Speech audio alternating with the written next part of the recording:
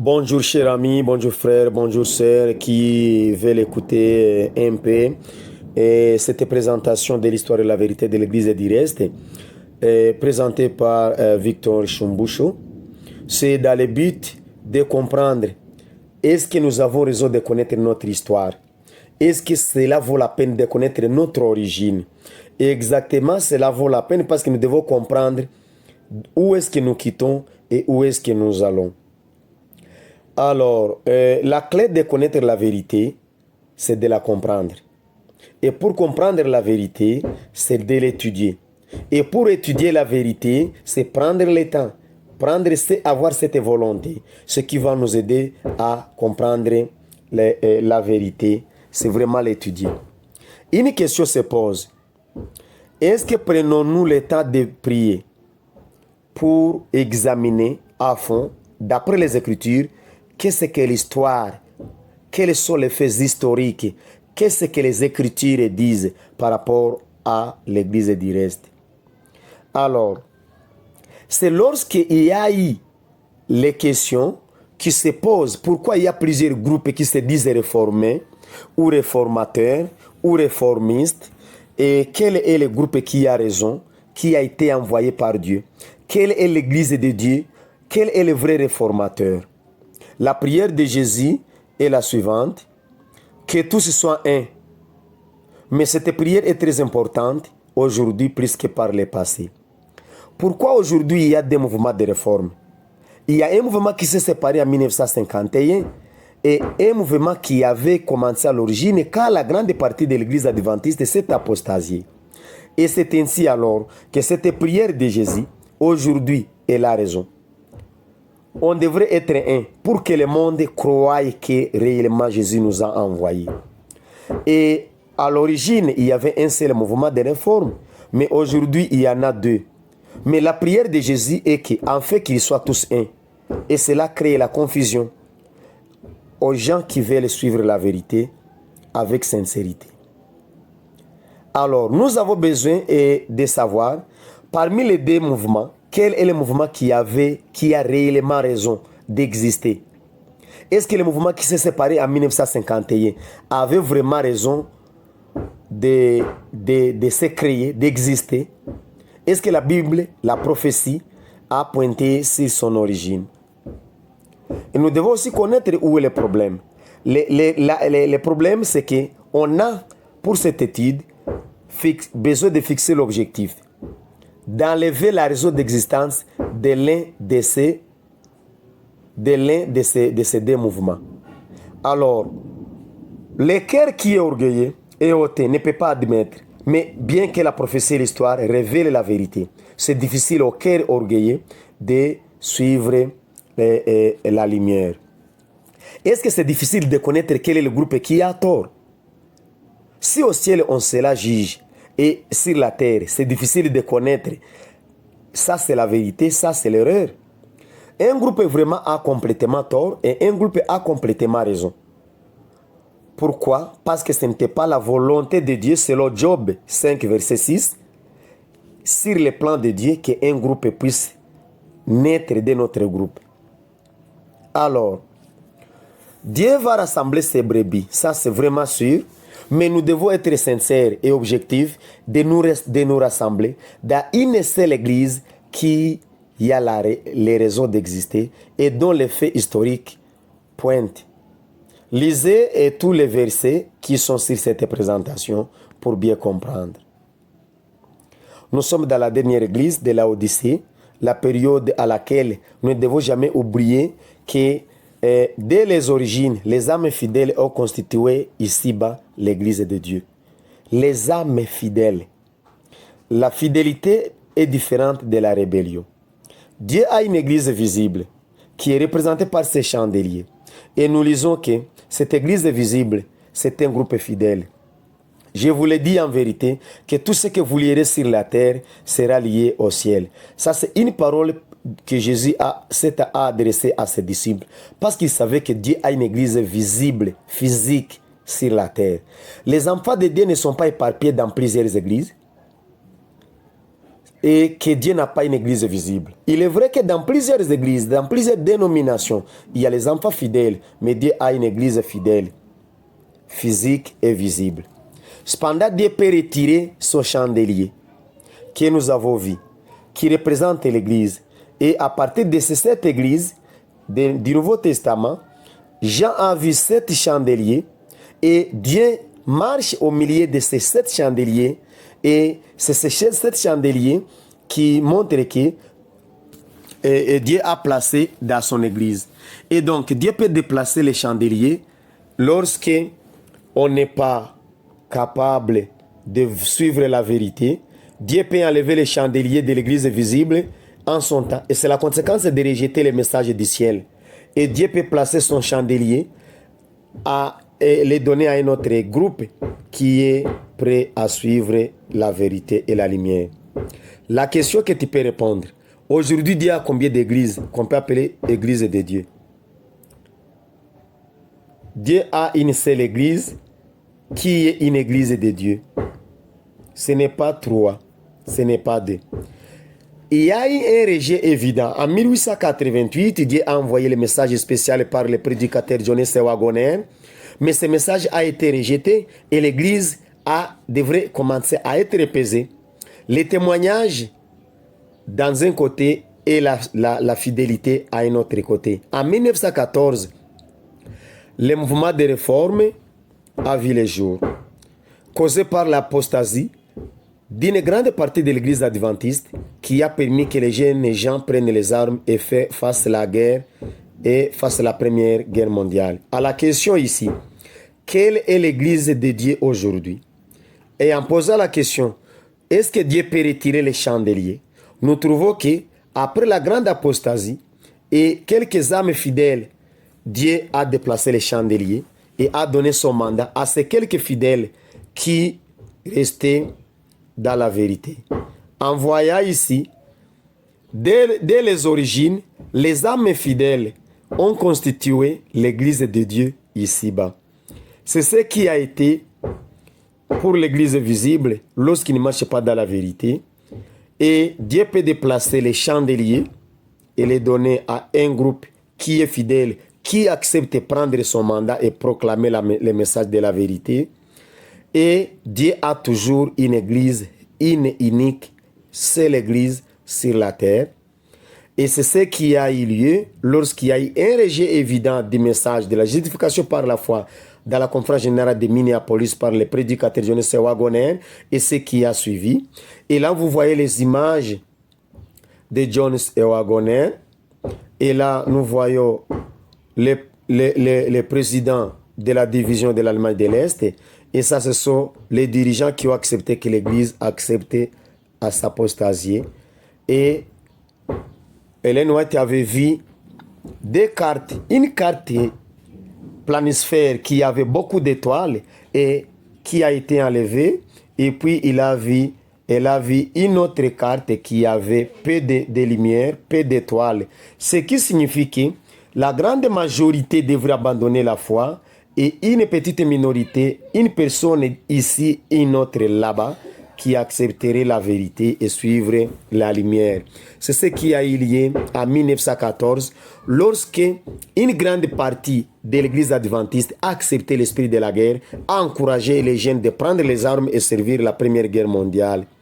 Et à l'époque, il y a eu les représentants de la réforme. Ils ont posé 4 questions. Ils sont au nombre de 16. Ils ont rencontré la conférence générale de l'église adventiste. Et en 1914, les prophéties se sont accomplies. 98% a abandonné la foi en acceptant de prendre les armes et faire la guerre. Et c'est ce qui représente les deux planisphères. 2% seulement ont accepté de prendre les chemins de la vérité et accepter. À la question, les questions qu'ils ont posées, on peut revenir là-bas. Qui a quitté l'église? Qui a abandonné la foi? Qui est dans les chemins étroits?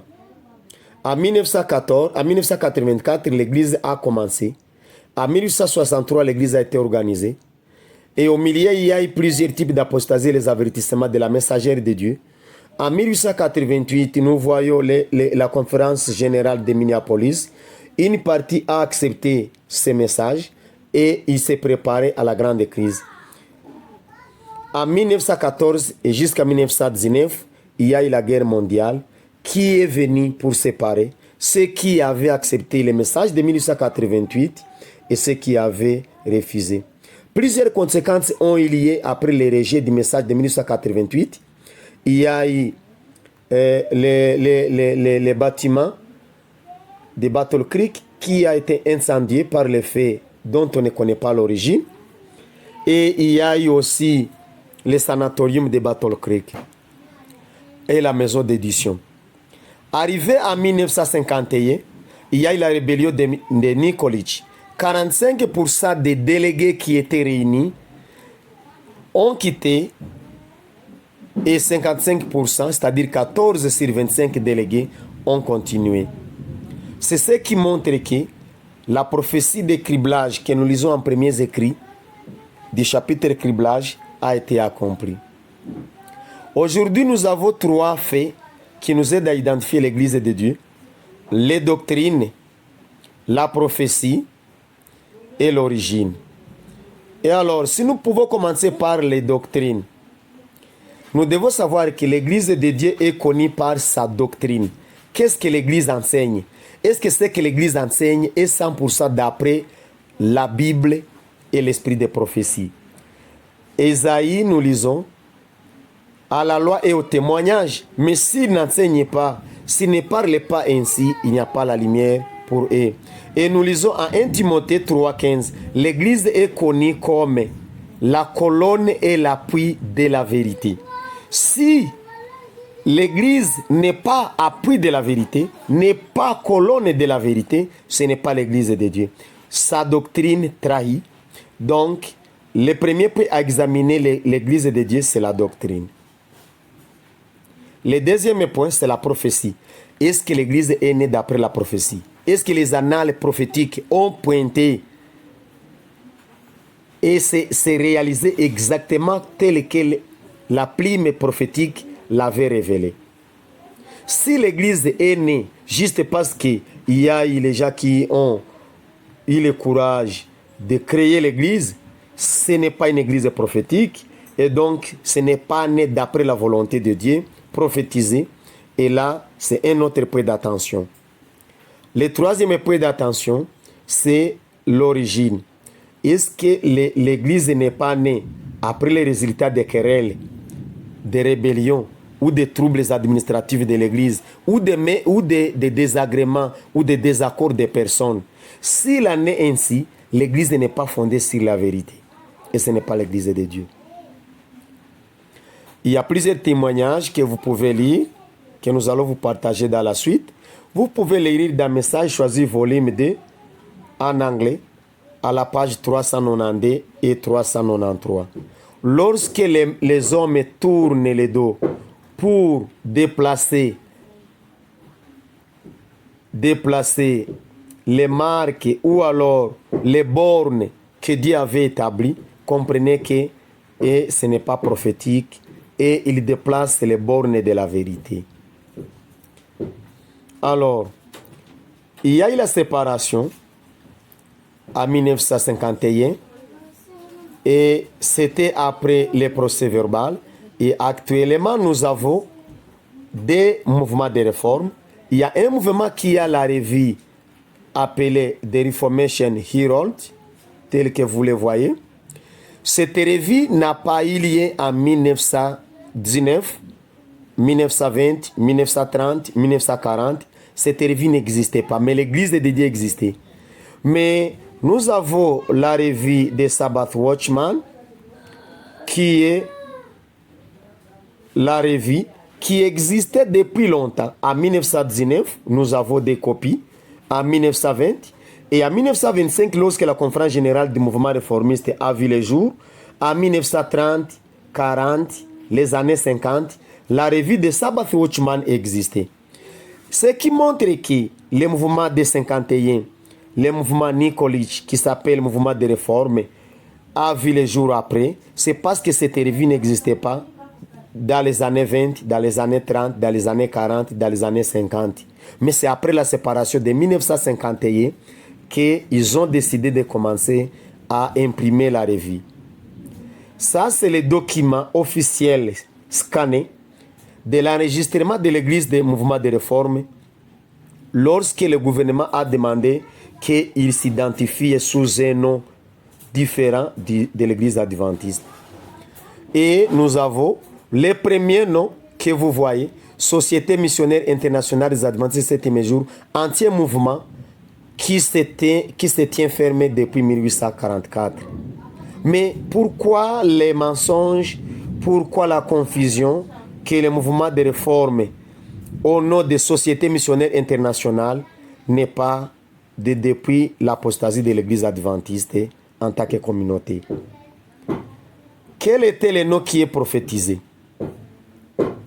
Et même aujourd'hui, c'est Société missionnaire internationale, Église adventiste et mouvement de réforme. C'est le nom universel, officiel et légal sous lequel nous travaillons. C'est Société missionnaire internationale, Église adventiste et mouvement de réforme. Alors, vous pouvez voir ici, ça c'est la revue des Sabbath Watchman. Et si vous observez, les noms c'est International Missionary Society, Seventh-day Adventist Church Reform Movement. Mais c'est la revue de 1927. C'est qu'en 1927, quand même la conférence générale était là, la revue et les noms de l'église existaient. Et si vous les voyez, ce n'était pas juste en Allemagne. Il y a American Union, il y a German Union, il y a Estonian Union, il y a Sweden Union, il y a Switzerland Union, il y a Holland Union, il y a Danish Union, il y a Hungarian Union et Romanian Union. Donc c'était là les différentes unions qui constituaient la conférence générale à l'époque. Alors dire que l'International Missionary Society, Seventh-day Adventist Reform Movement, c'était l'union de l'Allemagne, c'est une erreur. Et c'est la volonté de Satan pour perdre les âmes sincères, ceux qui veulent découvrir la vérité. Comme je le disais, vous voyez que c'est en février 1927. La conférence générale du mouvement de réforme existait et cette revue des Sabbath Watchman existait déjà. Vous pouvez voir, je peux un peu agrandir, et là vous voyez que c'est la première page. Et c'était publié à Washington, D.C. Ce n'était même pas en Allemagne, comme les gens le disent. Alors, nous vous demandons de considérer ça et de voir réellement quels étaient même les frères qui constituaient le comité littéraire. Nous avons W.D. Risson, G.H. Miller, nous avons Amant, nous avons Downs, nous avons Mila, nous avons Charles, nous avons Robert et les autres. Donc comprenez que la vérité peut être cachée par l'un, mais elle est toujours visible et ça peut se révéler. Nous vous remercions de votre aimable attention. Nous avons passé en revue plusieurs faits. Nous avons présenté que c'est Nikolic qui avait décidé que toutes les propriétés soient sécurisées en son nom. Et c'est là, c'est la lettre qu'ils ont envoyée. Et nous avons vu que le troisième jour après la séparation, ils avaient déjà décidé à commencer à élire. Et ils ont dit, nous allons commencer le nouveau mouvement de réforme. Mon frère, comprenez que la vérité reste vérité et que l'histoire révèle les faits réels.